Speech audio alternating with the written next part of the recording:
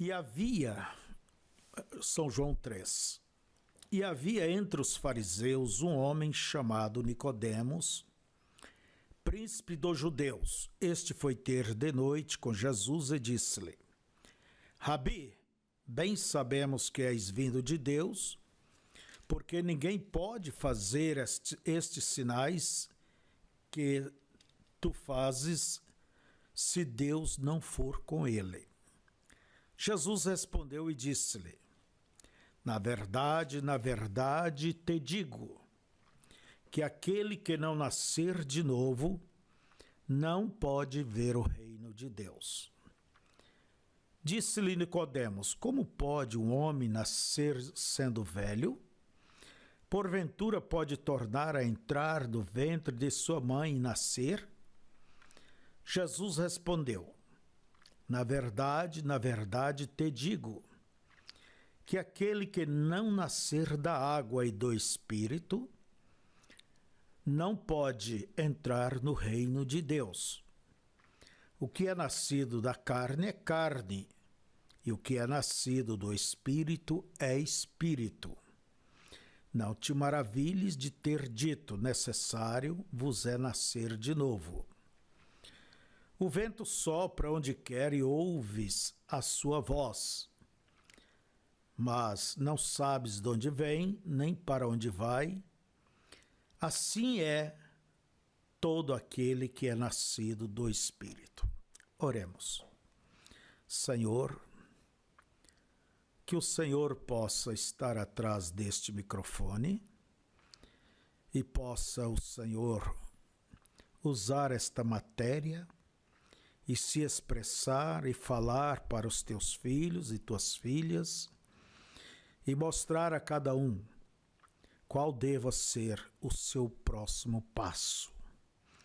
Eu peço que o Senhor fale, que o Senhor use-nos e possa abençoar a todos estes irmãos e irmãs e possa, ó Deus, fazer com que esta palavra entre e se acomode lá no coração deles e que eles possam procurar pela resposta do que ouviram e possam encontrar as mais profundas bênçãos e o relacionamento mais próximo e íntimo contigo.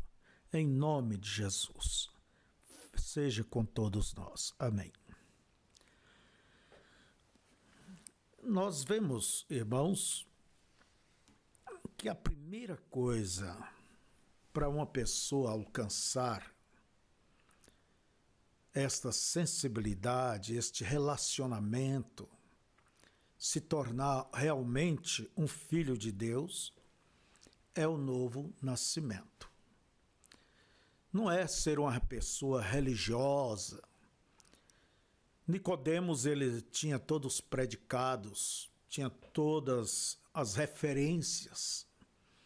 Um homem bom, um homem que orava, um homem que jejuava, um mestre, uma pessoa temente, uma pessoa que realmente, vamos dizer, era um exemplo no meio de Israel, um exemplo de vida. Ninguém via ele mentir, beber, fumar, adulterar, mas sem o Espírito ele não passava. Sem ter esse novo nascimento, ele não passava de um mero religioso. E há muita diferença entre uma pessoa ser religiosa para uma pessoa ser uma pessoa espiritual. O religioso, ele está embrulhado, envolvido com todas as ordens normais, vamos dizer, mesmo das Escrituras, como Nicodemos, mas ele não tinha uma visão espiritual para reconhecer o dia e a sua mensagem. Mas já a maneira de uma pessoa se tornar espiritual, primeiro passo foi a primeira doutrina de Jesus, é o novo nascimento. Às vezes, quando uma pessoa se converte, às vezes nós queremos mostrar isso, mostrar aquilo, mostrar tantas coisas. Pode ser, mas o primeiro passo do arrependimento, da justificação, então temos que ir à santificação, mostrar o novo nascimento. Ali é onde se torna realmente um filho, uma filha, e pode ver o reino de Deus. Você só vai encontrar em São João sobre o novo nascimento. Mas não é porque tem uma só vez na Bíblia que devamos, quer dizer, ignorar. Não. A primeira doutrina de Jesus foi esta, o novo nascimento. E Jesus disse que a pessoa que é nascida de novo, vamos dizer, uma pessoa que é espiritual, ele diz, compara ela como o vento, que sopra e onde quer se ouve a sua voz, mas ninguém sabe de onde vem, nem para onde vai. Assim é todo aquele que é nascido do Espírito. Em outras palavras, é uma pessoa mística. É uma pessoa diferente. Elias foi um homem assim. O próprio irmão Branham era um homem místico. Até a sua esposa dizia, eu não posso te entender. E ele dizia, nem eu mesmo não me entendo. Então, a pessoa é levada por Deus. Entende? Ela toma atitudes, ela toma posições e aquilo com o tempo se mostra que era Deus. Na hora pode alguém discordar, mas o tempo irá provar que era Deus na liderança. Então, a maior coisa é uma pessoa que seja sensível. Eu recordo uma certa irmã, ela perdeu o tato na mão. Você sabe que muitos perdem o tato em certas posições do seu corpo, localização, e ela perdeu aqui na mão. E um dia chegando ali, ela estava toda queimada, ela pôs a mão na chapa do fogão e ficou, não sentiu, não viu, e aquilo afundou, que foi até próximo ao osso. E ela nem sequer sentiu, quer dizer, não tinha tato ali naquele lugar. Estava como um semi-morto. Ela não podia sentir calor, não podia sentir o frio, não podia sentir se aquele lugar era áspero ou liso. Então, veja, ela não sentiu quando mais da metade do seu dedo, da sua mão aqui, foi queimado. Queimado mesmo, é horrível. Você pode até dizer, mas não sentiu? Ora, fogo vocês sabem quem é que não sente. Mas ela não sentiu, havia perdido o tato da mão, entende? E o tato, como também a visão, a audição, muitos perdem sua audição, paladar, o olfato, entende? Se perde. Mas também é uma coisa natural, é uma coisa do corpo para o corpo. Mas quando se perde aquela sensibilidade da alma, entende? Igual que é vamos dizer, o nosso tato espiritual, a pessoa fala coisas e não sente-se condenado. Faz coisas e não se sente condenado. Toma posições e não se sente posições erradas e não se sente repreendido. A insensibilidade espiritual é o que traz a esta condição Entende? Nós vemos que nessa nossa última era, Laodiceia é uma era morna. É Deus que diz que esta é a condição dela. Não é nem quente, não é nem fria, é meia-meia. Por quê? Se as pessoas elas se achegam a Deus de uma maneira meia-meia, vai viver também de uma maneira qualquer, ter um evangelho social. Entende? Nada daquilo lhes condena. Essa mulher não condena o seu coração de usar roupa de homem, cortar seu cabelo, de se pintar, de se maquiar. E o homem não se condena também em suas jogatinas, tudo leva por brincadeira. Então, mas isso é o nível que a pessoa ela vive. Quanto mais alto se vive em Deus, mais você percebe o pecado, mais você percebe aquilo que agradou na tua fala, agradou a Deus ou não. Entende? Vocês, eu creio que cada um tem a sua experiência nesse sentido. A ter aquela sensibilidade, aquele cuidado para com as coisas de Deus. Então, tudo isso depende de quanto mais alto se vive em Deus, mais de longe você pode ver o pecado, porque você se torna como um atalaia. O que te faz não é você, é a torre que te põe mais alto acima de todos. E, por exemplo, vou dar um exemplo. Paulo disse assim, em 1 Coríntios 2, 10, 23, ele diz: todas as coisas me são lícitas, mas nem todas me convêm. Quer dizer, ele tinha uma balança. Ele não só um conhecimento, mas é preciso que a coisa esteja aqui embaixo, para que esse conhecimento venha a ser aplicado. Então, todas as coisas me são lícitas, quer dizer, eu posso fazer, você tem direito de fazer, entende? Mas nem todas me edificam, nem todas me convêm.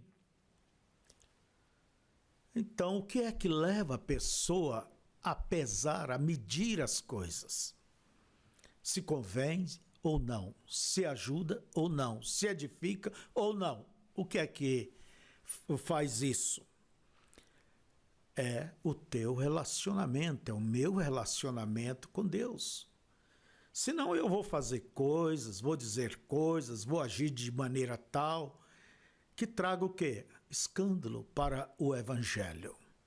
E não sinto que esteja aquilo condenando a minha alma, a minha vida na presença de Deus. E há muitas coisas que nos condenam diante de Deus e a gente não vê. Por isso é necessário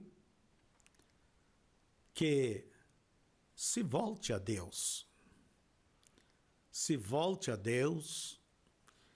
E a maneira de se aprofundar em Deus, quando perguntaram ao irmão Brana como eu posso me aprofundar, ele diz que é você lendo a palavra, orando, é você, em outras palavras, se achegando a Deus, se aproximando. Quanto mais próximo você vai do fogo, mais calor você sente.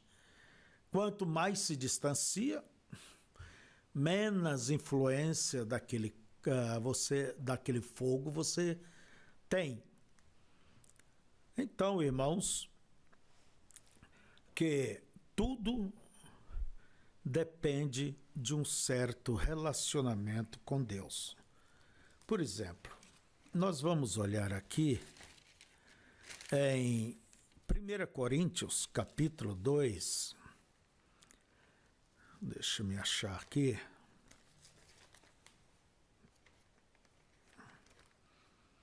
1 Coríntios 2, quando a Bíblia nos diz assim, verso 14: ora, o homem natural não compreende as coisas do Espírito de Deus, porque lhe parece loucura, e não pode entendê-las, porque elas se discernem espiritualmente.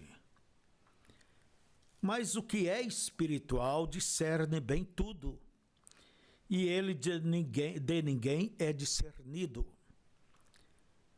Porque quem conheceu a mente do Senhor para que possa instruí-lo? Mas nós temos a mente de Cristo. Então você veja, é aquela pessoa mística, como comparou Jesus, o vento sopra de onde quer, se ouve a sua voz, mas ninguém sabe de onde vem, nem para onde vai. E isso é o homem espiritual. Ele percebe, ele discerne as coisas por um ângulo, o ângulo espiritual, porque ele é espiritual. E o carnal discerne, vê as coisas pela maneira que ele é, pela maneira natural. Mas o espiritual, diz a Bíblia, que ele discerne as coisas. Entende? E ele por ninguém é discernido. Então nós vemos, irmãos, que aí está um ponto que você tem que pensar, orar, buscar e se assentar nessa posição. Nós ouvimos demais aqui em cima, aqui no nosso espírito, nosso sentido, nossas razões, mas Deus, ele fala, é aqui embaixo, é nessa segunda consciência. E se deve dar mais atenção a essa voz aqui. Por exemplo, às vezes nós sabemos, vamos dizer assim, nós, porque eu estou junto com vocês, e não é por eu falar que eu não esteja lutando ou preocupado com o mesmo que eu estou falando para vocês, porque estou falando para mim também. Mas você veja que nós sabemos, há coisas que sabemos que vai acontecer, por mais que outros digam, e mesmo a razão aqui diz que não vai, mas aqui embaixo aquilo já está selado e termina acontecendo, não é? Nós temos essas duas mentes, em cima e embaixo. E sempre nós estamos conversando entre nós mesmos, discutindo. Quando aqui concorda, aqui discorda. Quando aqui concorda, aqui discorda. Mas é necessário parar e dar atenção a essa voz do Espírito. Vamos pôr aqui alguns exemplos antes de eu ler algo que o irmão Brana nos fala. Por exemplo, tem momentos, há certos momentos que vem aquele desejo intenso de se separar e orar. Você sabe o que é isto? É Deus te falando aqui, é Deus te convocando para você se separar, orar. É Deus te convocando para você jejuar. Esse é o jejum do Senhor. É Deus te convocando para você não se misturar ali, para você se afastar daquilo ali. É Deus te falando que esse namoro com essa moça ímpia ou esse rapaz ímpio não é certo. Não importa quanto argumente aqui. É necessário cada um de nós, ouvirmos essa voz aqui, porque aonde Deus fala, sempre é nessa consciência de baixo, em nossos corações. Então é preciso dar crédito a tudo isso, não é certo? É preciso dar crédito. Quando você tem aquele desejo de orar, Ora, procure e vai responder, porque tem horas que a gente tem tempo, mas passou aquela inspiração. Passou aquela inspiração para aquela visita que, como está Deus dizendo, vai lá naquela casa, é hoje o dia que eu quero salvar aquela pessoa, que eu quero, vá, e você simplesmente não ouve essa voz. Entende? Não ouve, não atende, tem outros afazeres, e a verdade é que sufocamos a voz de Deus em nossos corações. E a Bíblia diz, não extingais o Espírito. Quer dizer, não extermine com ele. Porque hoje é uma coisa, amanhã é outra coisa, daqui um pouco Deus não pode nem falar, porque não adianta. É necessário ser mais sensível. Por exemplo, aqui está o microfone. Eu não sei se fez o barulho aí, mas deve ter feito. Quanto mais sensível o microfone, melhor ele vai captar. Melhor ele vai captar a voz. Então, tudo depende de uma sensibilidade. E a noiva, ela procura por isso. Ela é noiva. A noiva de um rapaz, ela tem mais liberdade, ela conhece ele entre linhas, sabe o que ele está dizendo, tem um relacionamento, quer dizer, mais seguro, mais próximo, um relacionamento, um compromisso sério, não é certo? Agora, sempre quando Deus coloca isto no coração, eu gosto de ver o irmão Branham, ele na mensagem Inspiração, ele diz assim, que toda inspiração, aquilo que vem de Deus, ela nos leva ao sobrenatural. Você tem desejo do sobrenatural? Então dê lugar à inspiração que Deus põe dentro de você.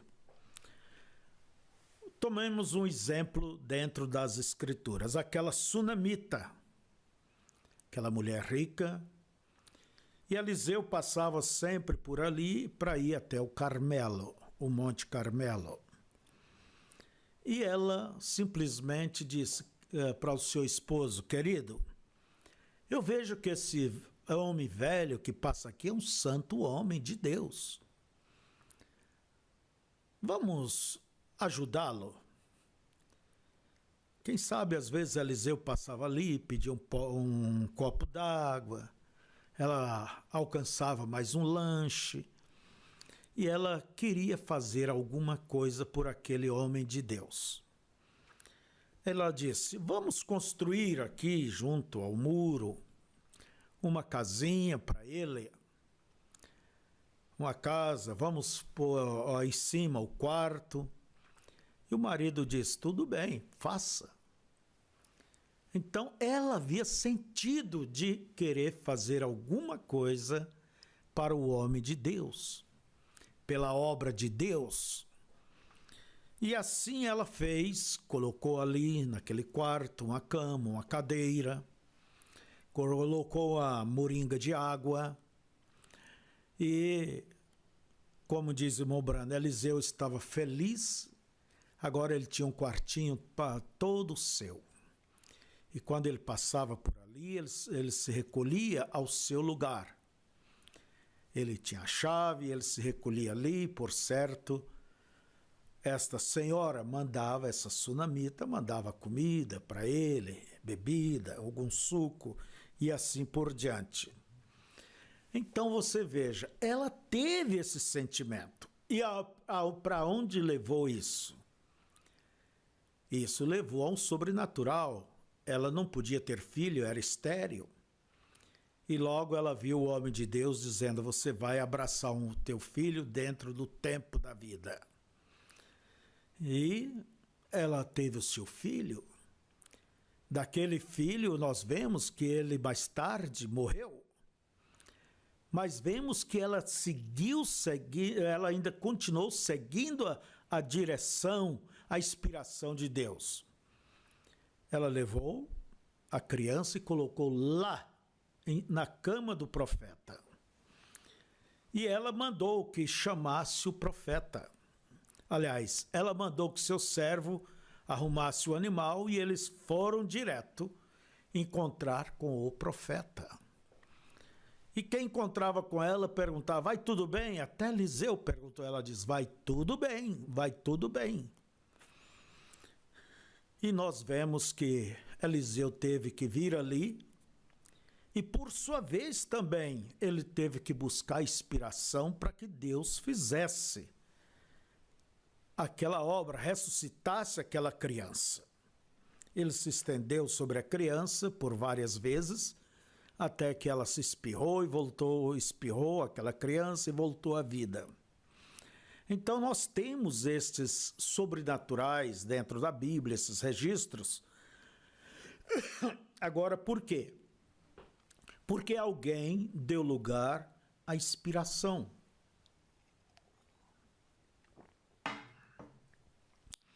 A inspiração é a mesma coisa de um pregador. Se ele pega as coisas mecanicamente, a mensagem mecanicamente, tudo bem, é a mensagem, é a Bíblia. Mas é diferente quando eles têm aquela inspiração de falar certo assunto. Ele sabe que aquilo é o que vai ajudar o povo de Deus. Então, ele deixa que a inspiração venha realmente fluir e trazer a sua mensagem. Conheço pregadores que às vezes estão ali com as suas anotações, que é certo. Como um professor entra na escola, você tem que ter a sua anotação, o que é que você vai falar. Mas se o Espírito naquela hora muda o curso das coisas, empurre para lá essas anotações e siga a inspiração. E sempre eu digo que um pregador ele tem que saber a hora que ele deva terminar a sua pregação, não quando começa. Porque é a hora de parar, Deus falou até aqui, chegamos no stop, então pare. Porque você não vai fazer melhor do que o que Deus pode fazer dali para frente. Mas sempre a inspiração, ela nos leva ao sobrenatural, e sobrenatural é Deus. Vemos essa sunamita, e também eu quero ler para vocês na mensagem Amor Divino. É muito conhecido de todos nós essa passagem. O irmão Branham ele diz assim, aqui há algum tempo atrás eu estava chegando de Dallas, Texas. Estava chegando de avião vindo para casa. Tivemos uma reunião ali e no caminho entramos em uma tempestade e o avião foi forçado a descer em Memphis. E enquanto eu estava em Memphis, eles me colocaram ali naquele hotel Billboard. Um lugar elegantíssimo. Eu me senti tão fora de lugar. Eu estava ali em cima naquela noite e fiquei a noite toda. Eles me chamaram de manhã e disseram, Reverendo Branham, sim. Disse, a limusine o apanhará exatamente às 7 horas. O avião sairá às 7h30. Eu disse, obrigado, senhor, e desliguei. Eu levantei, orei e pensei, bem, eu tenho tempo, talvez, para correr até uma caixa de correio. Tinha algumas cartas, respondi ontem à noite. Eu levantei e comecei a descer a rua. Desci a rua cantando. Descendo a rua com este punhado de cartas na minha mão, indo em direção ao correio. Eu senti algo estranho. Aí está. Quando Deus vem e fala, é diferente. É diferente, né? Você sabe do que estou falando, não sabe? Parecendo que tudo sossegou. Que sentimento! Eu pensei, que coisa! Isto não é maravilhoso? Eu costumava pensar nisso, e esse amor começou a derramar extraordinariamente.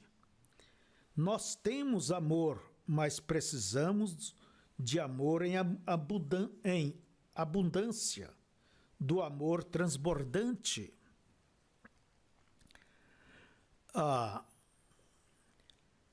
Ouça atentamente. Aquela manhã, quando saí do avião ou do hotel, comecei a descer a rua e eu ia cantando. De repente, parece que algo se derramou sobre mim, uma grande chuva de amor. Eu pensei, se eu pudesse apenas, eu creio, embora eu sinta, se eu pudesse apenas encontrar alguém para orar. Aquele desejo de orar. Esta é a maneira que você sente quando há algo no seu coração puxando. Então, eu tenho aquela puxada ali. E é o que eu estou dizendo que devemos ouvir, atender. Não é certo? Daí ele diz, posso parar só um momento outra vez? Daí ele fala sobre suas meninas que estava doente, que Deus entrou em cena, né? Mas vamos seguir com o assunto, ele descendo a rua. Descendo a rua naquela manhã, andando em Mênfis, de volta à minha história. Eu estava descendo a rua em Mênfis e cantando para o Senhor, e de repente algo disse, pare. E eu parei. De repente aquilo disse, vire e volte pelo outro lado. Bem, aquilo era em direção ao rio. Eu pensei, que coisa! Andei um pouquinho mais adiante, pensei, bem, isso foi apenas algo que eu só. Você sabe a impressão sua, você sabe muitas vezes. E muitas vezes as pessoas cometem enganos, seguindo impressões em vez da liderança divina. Então comecei a andar, pensei, isso foi só o que senti. E quanto mais eu andava, pior ia ficando. Eu subi em um pequeno lugar ao lado, olhei por ali, havia umas coisas de pescaria ali no chão e eu pensei em agir como uma pessoa que estava passando, olhando as coisas de pesca. Onde cheguei foi como se todos houvessem deixado a calçada, aquele grupo de onde a luz virava. Eu disse, bondoso Pai Celestial, o que tu desejas que eu faça? Foste tu que moveste em meu coração?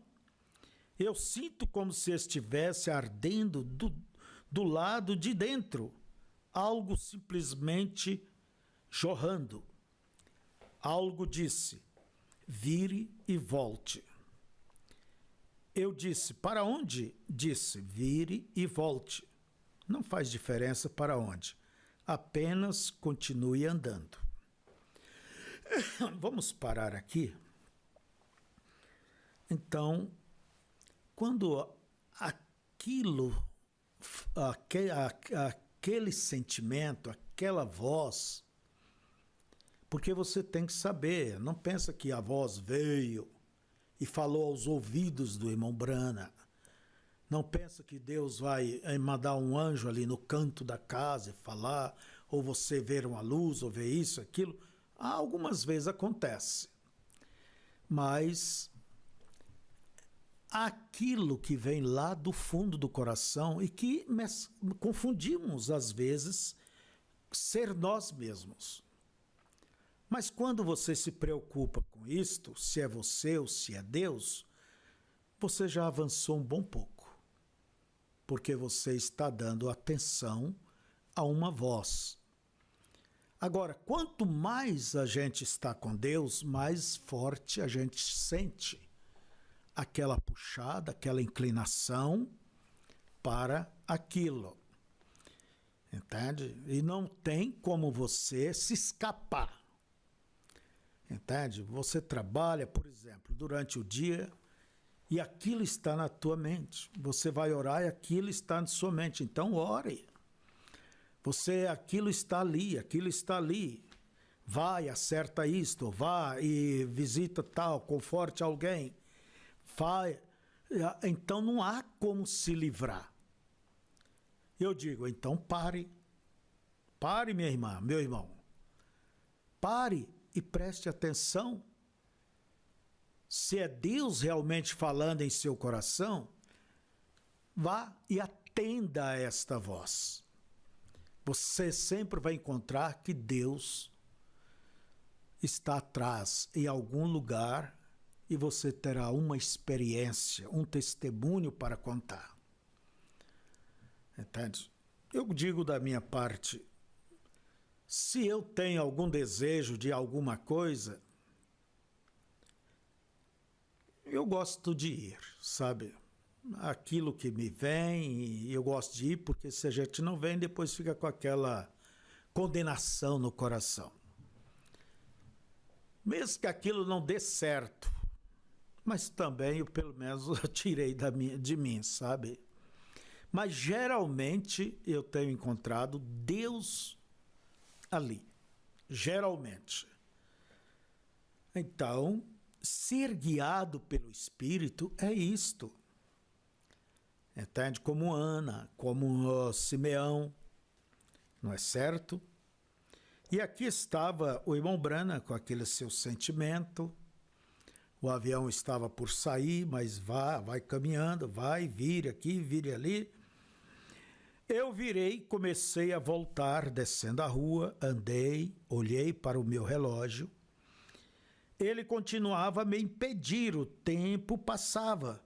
Fui um pouco mais adiante, já passava da hora, 7:30, esquerda, 8 horas. Eu pensei, mas que coisa! Eu realmente havia me afastado para onde havia casas coloridas, muitas velhas casas coloridas lá embaixo, lá longe. E eu estava andando por ali e o sol já estava bem alto então, no começo da primavera. Todas as nuvens havia dissipado. Pensei, bem, eu perdi o meu avião.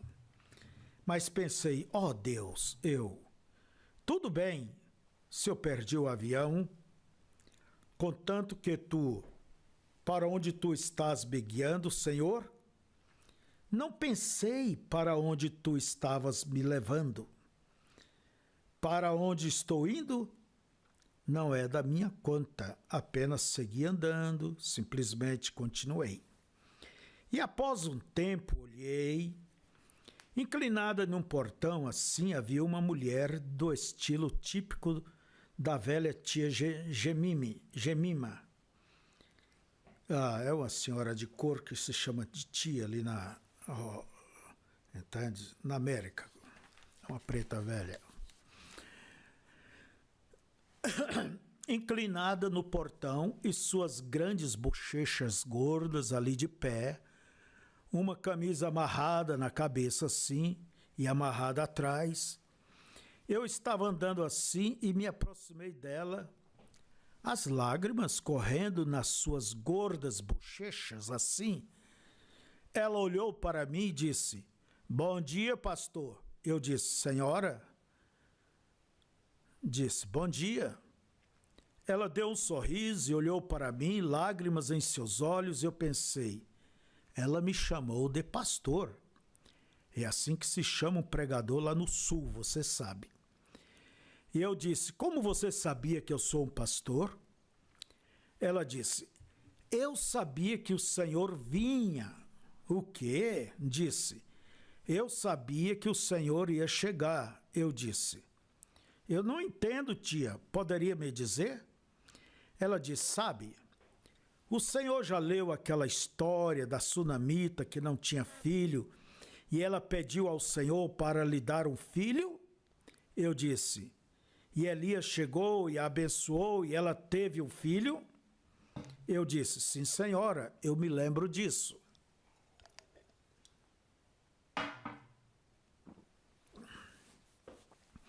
Ela disse: eu sou um tipo de mulher assim. Disse: eu não tinha filho e orei ao Senhor e disse ao Senhor que se ele me abençoasse, me desse um filho, então eu criaria para ele.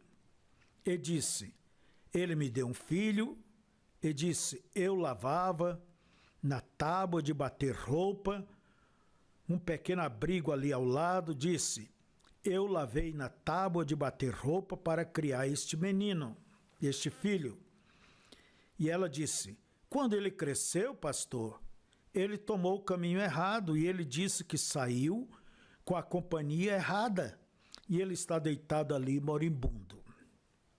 E disse: o médico veio até aqui antes de ontem, quando ele ficou inconsciente, e disseram que não podia fazer mais nada por ele.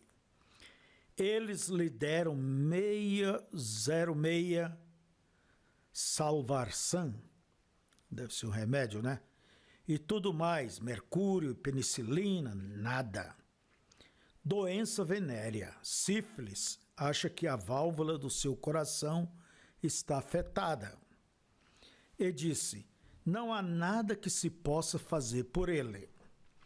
E disse: ele está aqui deitado, moribundo, e disse: o Senhor, eu não queria ver o meu filho morrer assim. E disse: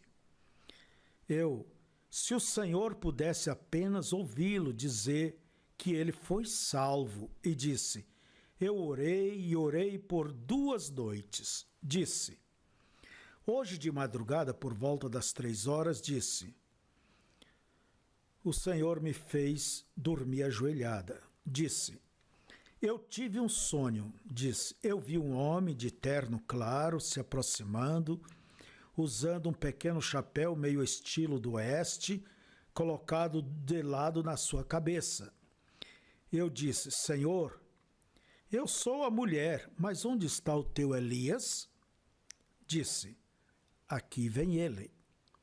Disse: eu me levantei daquela cama e estou aqui de pé desde então esperando pelo Senhor.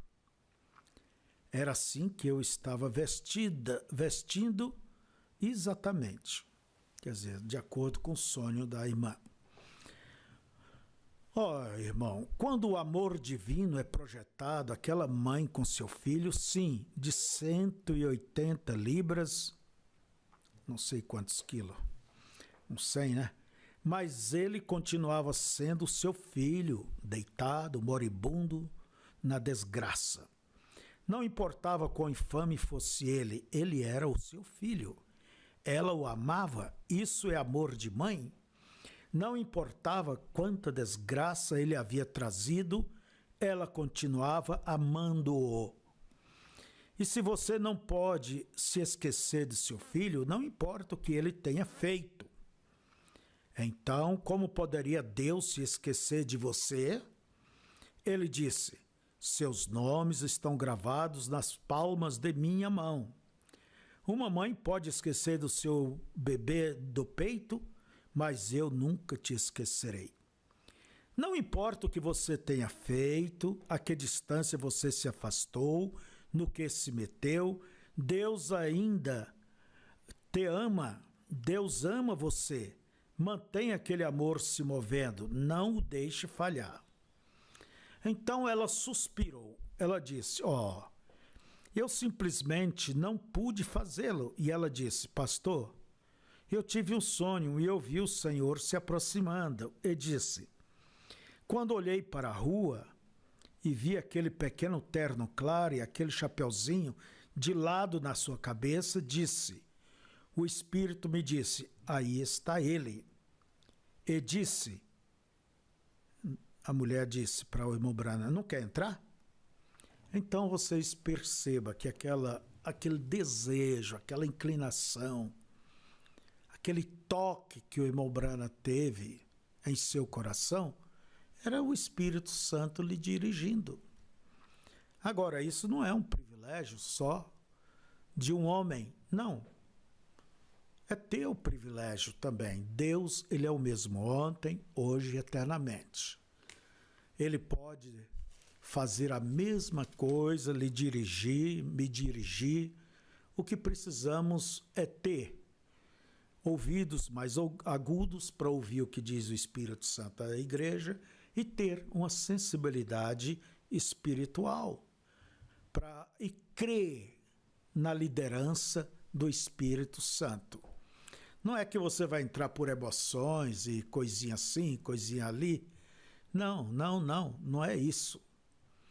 Mas você vai ver que é diferente esse toque.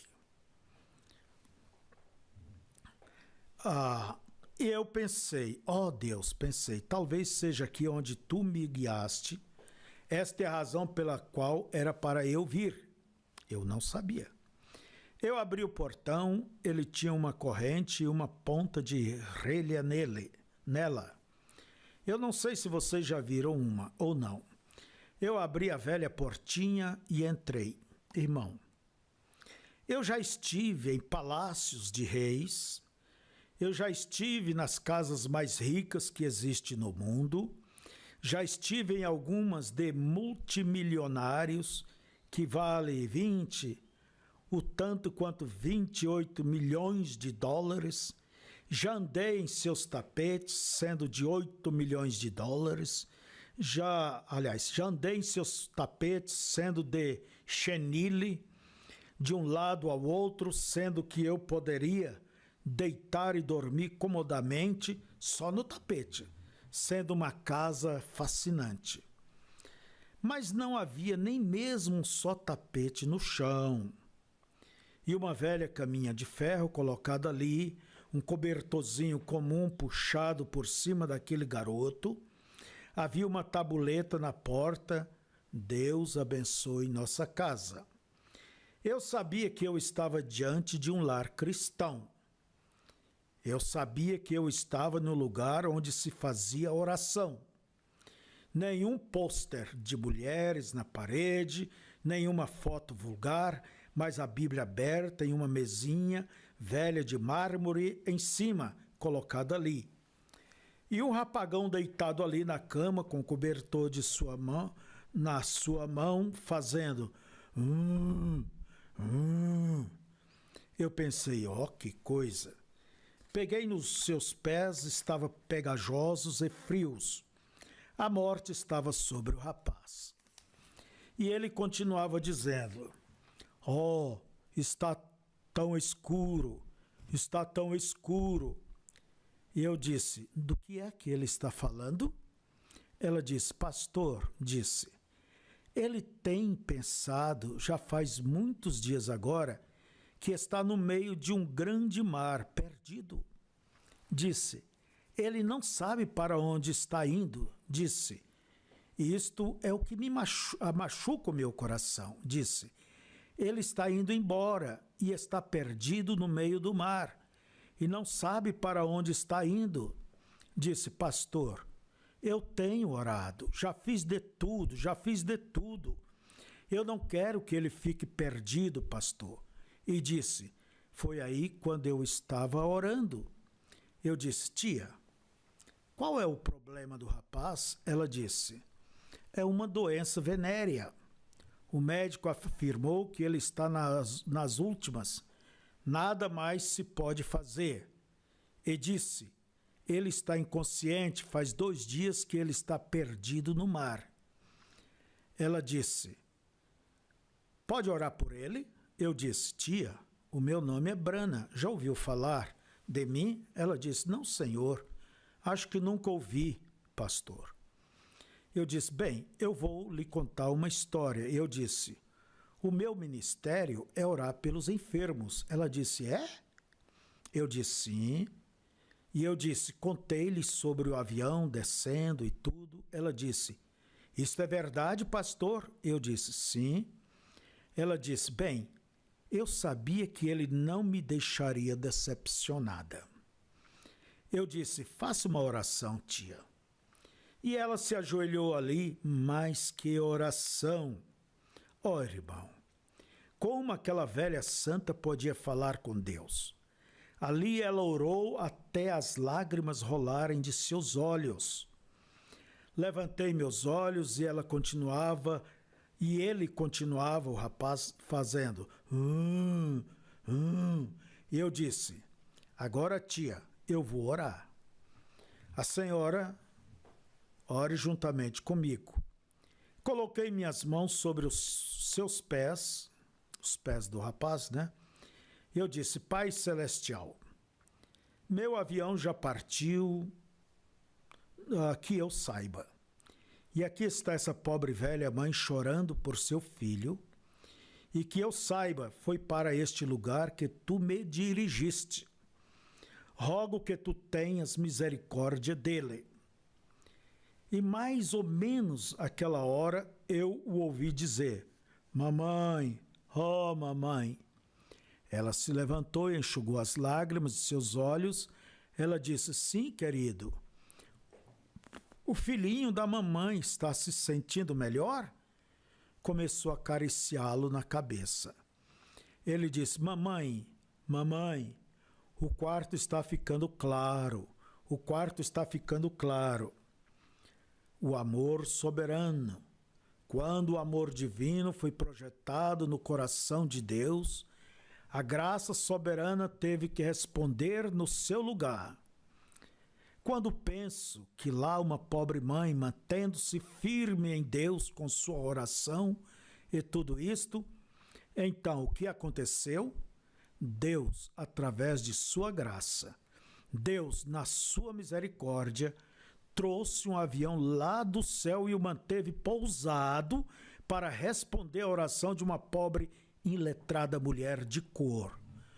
Quando o amor divino foi projetado, não importava quão pobre fosse ela, quão negra fosse ela, quão amarela fosse ela, seja lá o que ela fosse, quando a graça divina é projetada, a graça soberana tem que tomar o seu lugar.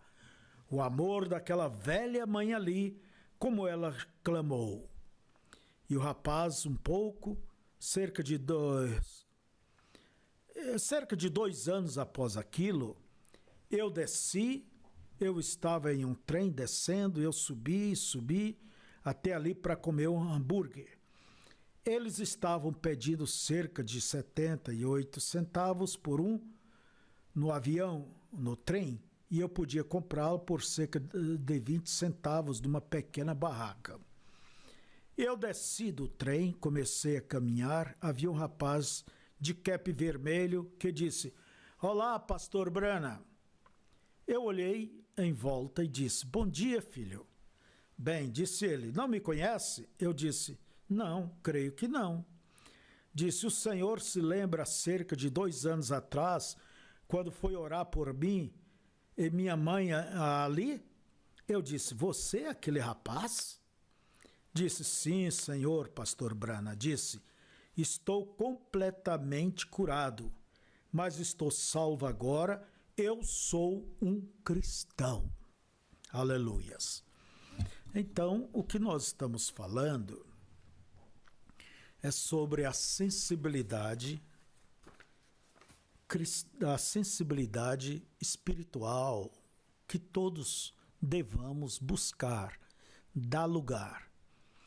E eu sei que ao fazer isto, você vai ter testemunhos, como o irmão Brana, ele deu lugar aqui, e veja essa coisa tão maravilhosa que aconteceu. Como a sunamita deu lugar à sua inspiração e aquilo trouxe bênçãos para o seu lar. Então, é necessário confiar, é necessário estar mais perto de Deus, entende? Confiar em Deus e se largar, se soltar, deixar Deus agir. Se Deus te chama para ir ler, para ir meditar, para ir jejuar, para qualquer coisa, faça, irmão. Faça. Eu vejo que nós somos tão duros, tão egoístas, tão naturais, mas não tem jeito de agir de uma maneira espiritual sem entrar no espírito.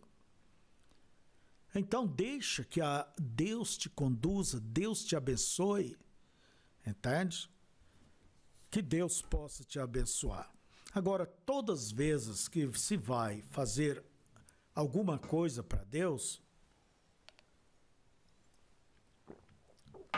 como disse o profeta, você tem que tirar em primeiro lugar o diabo da frente. Você tem que tirar, entende? As tentações. Tem que ultrapassar elas. Tem que vencê-las. Na mensagem, há alguma coisa muito difícil para o Senhor?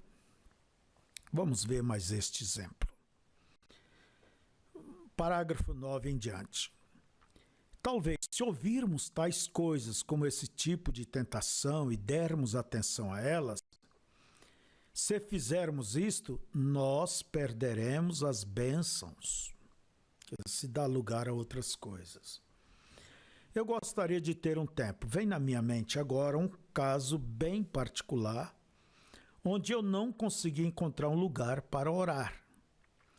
Parecia que Deus estava me levando ao deserto. E ali embaixo, bem no sul da Indiana, onde uma pequena menina estava deitada em uma cama em aflição. E ela tinha tuberculose. E ela não tinha podido nem mesmo levantar a cabeça do travesseiro por 9 anos e 8 meses. Ela pertencia a uma igreja que não cria em cura divina. E naquele tempo eu estava começando minha jornada na Igreja Batista em Milton. Sendo um ministro batista, bem, eu era um dos pregadores da região e eu ficava naquela igreja. E o Senhor tinha feito grandes coisas e eles me enviaram para orar por aquela mocinha com cerca de 17 anos de idade. Ela estava em uma situação muito crítica.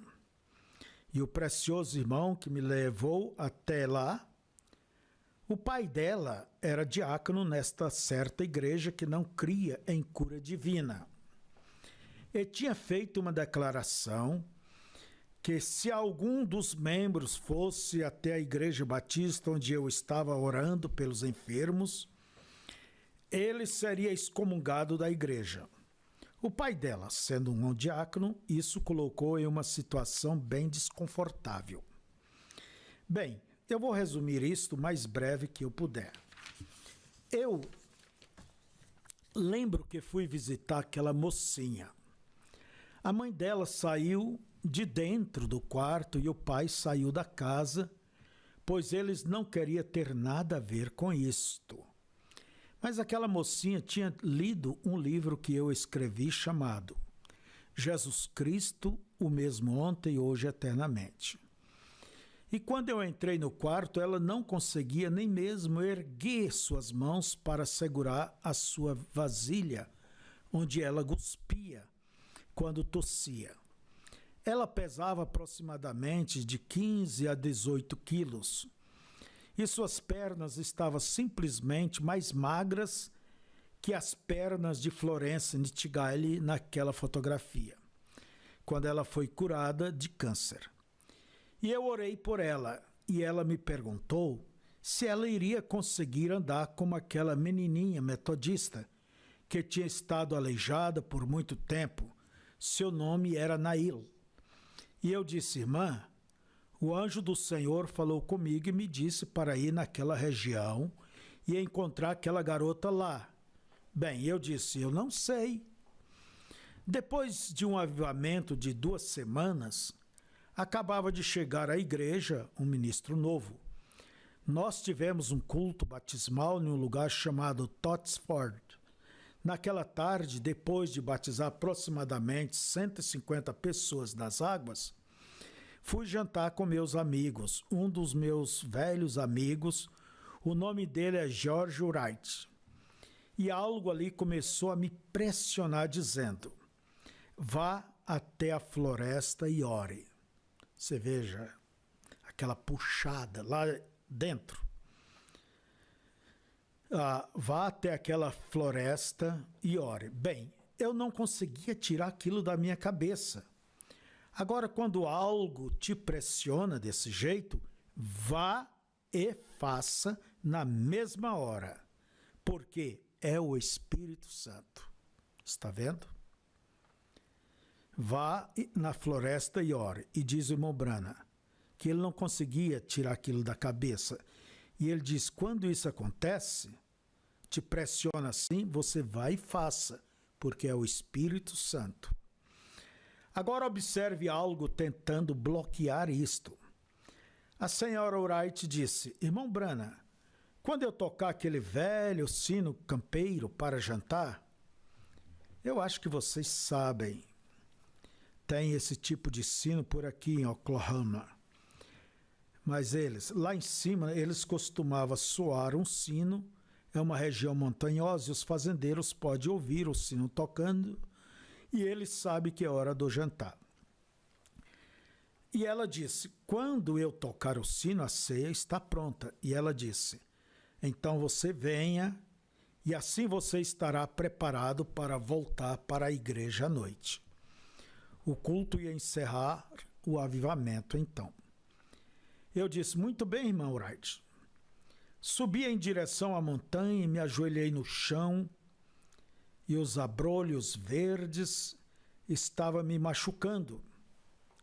Bem, eu fui um pouco mais adiante, estava muito áspero aquele chão, as pedras. Eu não conseguia ficar confortável por causa daquelas pedras. Eu dei a volta ao redor do monte e era muito íngreme. Daquele lado, vocês sabem, o diabo apenas tentando impedir você de receber a bênção. Isso é tudo que era. Então entrei um pouco mais para dentro naquele matagal e me ajoelhei. E os mosquitos estavam ali zunindo em meus ouvidos e eu mal conseguia orar. E eu acredito então que aquilo era o diabo. Então eu disse, Senhor, ó Senhor Deus, tenha misericórdia. E simplesmente levantei minhas mãos e comecei a orar de qualquer maneira e deixei que os mosquitos se enchessem como eles quisessem, pois havia algo que estava ardendo em meu coração. E depois de eu me perder em oração, eu penso que vocês cristãos sabem o que significa sentir-se perdido em oração. Simplesmente esquecendo onde você está, isto é, orando em espírito, eu creio. E eu abri meus olhos ali, bem do lado de um pequeno arbusto estava aquela luz pairando ali, e aquela luz brilhando, iluminando onde eu estava, e ele disse, levanta-te e vá pelo caminho dos Carter. Eu vou parar aqui um pouquinho. Quem é que nunca passou por isso? Para se ajoelhar, para começar a orar e não consegue entrar no espírito. O sono bate, entende? A pessoa perde a sua concentração e há coisas que acontecem. Essa é uma batalha. E às vezes uma oração fica ali ao redor de poucos minutinhos e pronto, e não tem nem palavras. O que deve ser feito? Aí é como pregou o pastor Daniel, ter persistência. Se manter, segue adorando a Deus, louvando a Deus. Segue, porque é o diabo que traz essas pressões para que não nos deixes nos soltar, entrar no espírito e orar. Quanto tempo? Meia hora? 1 hora? 20 minutos? Não. o tempo até que a tua alma fique satisfeita. Da mesma maneira como você levanta da mesa depois de almoçar ou jantar, não é? Mas primeiro tem que vencer as tentações, tem que vencer a preguiça, tem que vencer isso tudo. E você sabe que este é o caminho da vitória. Tenho observado os cultos e tem havido uma chamada para se achegar a Deus. Cada pregador sempre está dizendo que Deus permitiu este momento agora para que você pare, analise e tome uma posição e se achegue a Deus. Então há algo nos convocando. Que Deus nos ajude a colocar de lado, ajude cada um a colocar de lado os entretenimentos e se envolver com as coisas espirituais. Amém? Que Deus dê um apetite espiritual para cada um. Então, o irmão Brana, ele, quando conseguiu cruzar, vamos dizer, passar por aquela linha natural e entrou no espírito, logo ele viu aquela coluna de fogo e mandou que ele fosse à casa dos Carter. Bem, quando eu olhei em volta, estava quase escuro, o sino estava tocando e eles tinham colocado grupos de busca para me procurar. Eu saltei e corri pela floresta muito rápido e pulei por cima de uma cerca de arame direto nos braços do irmão Wright. Ele disse, irmão Billy. Eu disse, mamãe. Ele disse, mamãe, tem tocado aquele sino e nós temos te procurado em todos os lugares. Eu disse, irmão Wright, sem tempo para jantar. A pequena George Carter vai levantar daquela cama e vai viver. E ele disse, como você sabe? Eu disse, o Senhor acabou de me encontrar comigo ali junto daquele arbusto de cornizo e me disse para ir até o caminho dos Carter. Você crê que Deus responde nas duas pontas da linha? Você crê? Sua mãe, naquela tarde, a pequena George queria tanto ser batizada, a ponto de ela ter chorado durante toda a tarde. E a mãe dela, uma boa mulher. Depois eu lhes darei seu endereço, caso vocês queiram escrever para ela. E a sua mãe, uma boa mulher, seu pai também, e eles vivem mais ou menos na periferia daquela pequena cidade. E ela tinha chorado durante toda aquela tarde.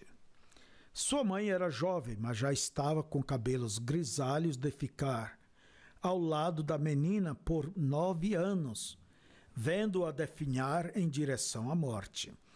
Ela não tinha visto as folhas ou a grama ou qualquer coisa por 9 anos e 8 meses. Ela tinha estado na cama. Eles não podiam nem mesmo colocá-la sobre o penico hospitalar. Ela tinha um lençol de borracha debaixo dela e eles simplesmente trocavam o lençol de cima, o lençol normal de linho.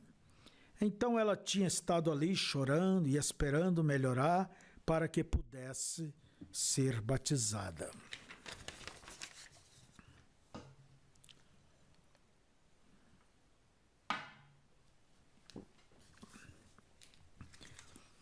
E assim, naquela tarde, nós batizamos a mocinha Nail, que tinha estado aleijada com derrame por muito tempo, ou artrite, era isto. Aquilo a aleijou e encolheu a perna dela, e ela estava tão normal como qualquer outra garota. Ela queria ser batizada junto com a mocinha Nail. E sua mãe estava tão desencorajada, a ponto que ela saiu dali e foi até a cozinha para não ouvir sua própria filha chorar deitada lá, morrendo. E ela levantou suas mãos e disse, Senhor Jesus, aquele impostor tem vindo até nossas terras e deixou minha filha tão fatigada e abalada. E disse, ali está ela, aquela pobre pobre coisinha deitada ali dentro, morrendo, e então ele vem por aí e fica dizendo coisas como estas e faz com que ela chore e tudo mais.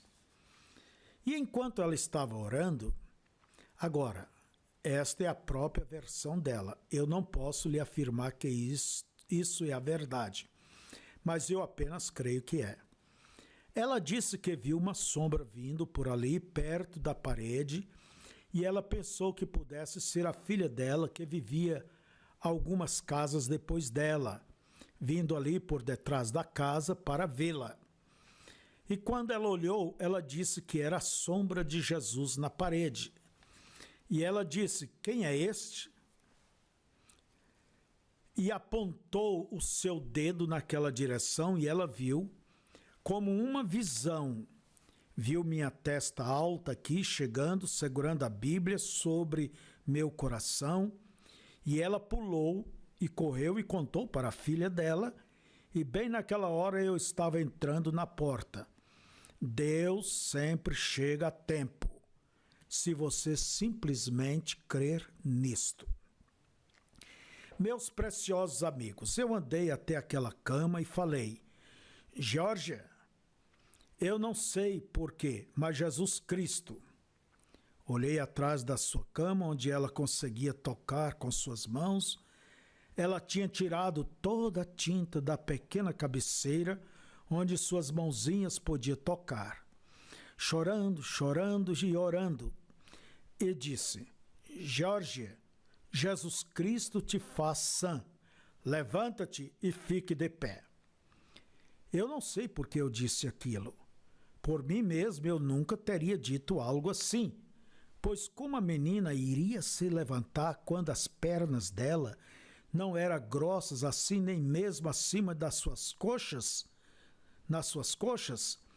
e os seus pequenos braços, ela não conseguia nem mesmo levantá-los e segurar a vasilha onde ela cuspia.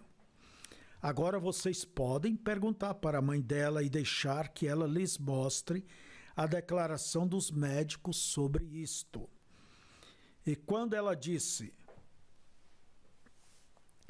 eu a tomei pela mão, e amigos, como eu não sei. Eu não consigo explicar, porém nada é difícil para o Senhor. E aquela menina pulou da cama com aquelas pernas finas como palitos e ficou em pé, e eu me virei tão cheio do Espírito Santo e saí pela porta. E em poucos minutos sua mãe desmaiou, gritando. Pessoas começaram a chegar de todos os lados e George saiu para fora. Seu nome é George Carter. Agradecendo pela grama e pelas folhas das árvores. Era a primeira vez que ela via aquilo em 9 anos e 8 meses. E pessoas estavam atendendo sua mãe porque pensava que ela tinha morrido. E George correu ao local. Desde que ela contraiu tuberculose, ela não tinha tido aulas de piano, ou melhor, de órgão. E ela estava sentada lá tocando o órgão. Seu pai ouviu aquele barulho e correu do celeiro, vindo para ver o que estava acontecendo, trazendo uma pequena vasilha de leite, e ele se apressou até a porta, e quando entrou, lá estava sentada sua filha, tocando o órgão. Bem, o nome dela é George Carter, George Carter, de Milton, Indiana. Escreva para ela se você mesmo quiser receber o testemunho dela.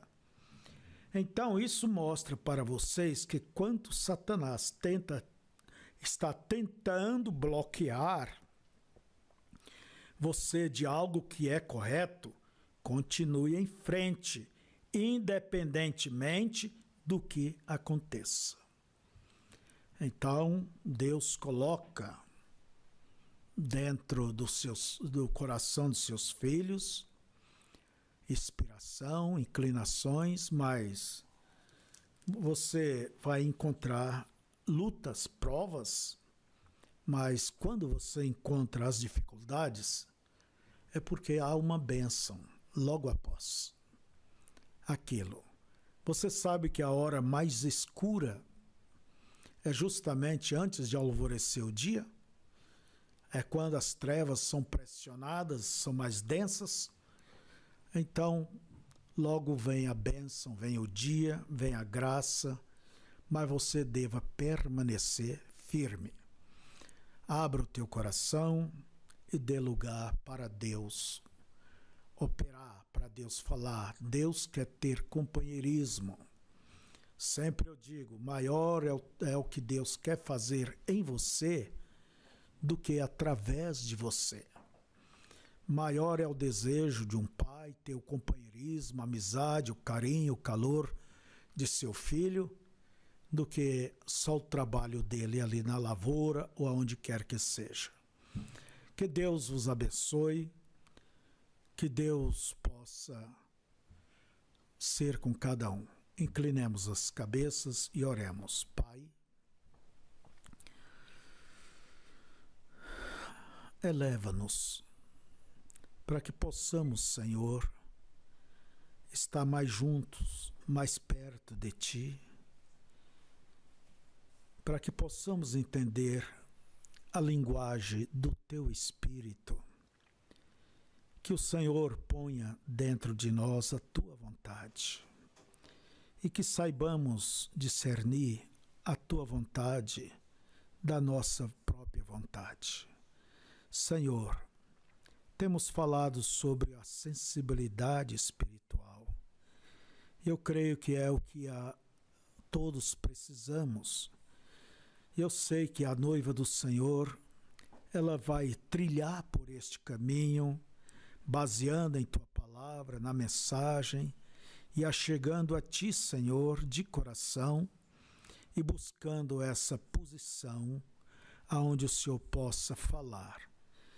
Jó disse que o Senhor passava diante dele para lá e para cá e ele não percebia. E eu creio que o Senhor faz o mesmo com cada um de nós durante o dia todo, o tempo todo, mas dar-nos, Senhor, a percepção espiritual, o sentido espiritual, a visão espiritual e que possamos dizer: eis-me aqui, Senhor, envia-me a mim. Pai, como disse o teu profeta, se nós seguirmos sempre a inspiração, esse puxar lá de baixo em nosso coração, sempre vamos encontrar o sobrenatural. Ver o Senhor operando, ver o Senhor fazendo as coisas, e então teremos testemunhos que encorajarão a outros e poderemos contar. Abençoa teu povo neste dia, em nome de Jesus, inclina-nos mais e mais ao Senhor. Em nome de Jesus Cristo peço, amém.